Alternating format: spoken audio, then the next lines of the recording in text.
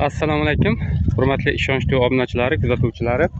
Bugun 2025-yil 20-aprel sanasi 13-mart sanasidan boshlab ekilgan tarvuz palaklarimizni bugun kilonkalarini olyapmiz.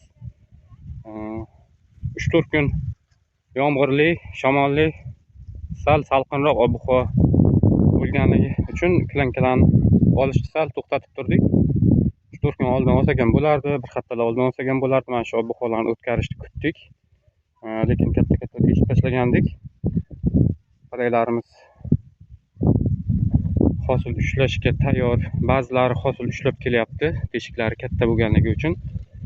Bugun mana kilonkalarni olib, ishlovchilarimiz yordamida Xudo xohlasa narxlarini ham tortish niyatimiz bor.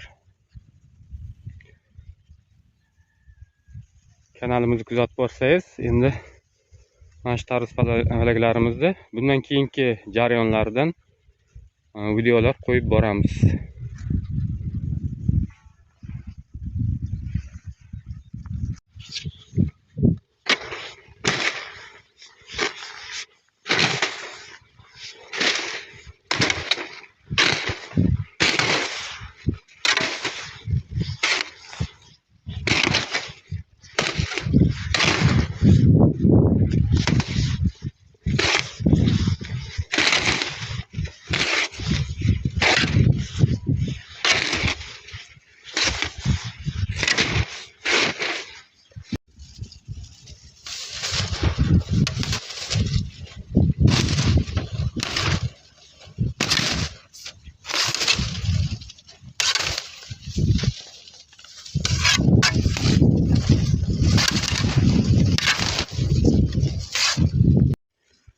Hurmatli obunachilar, mana polyamizni bu pastki tarafi, tepasidagi kilonkalarni mana deyarli olib bo'lyapmiz.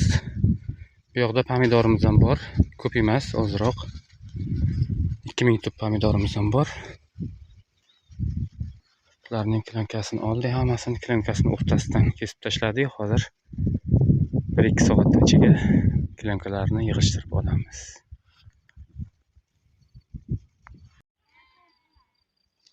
Hurmatli ishonchli obunachilari, bugun 2025-yil 21-aprel sanasi.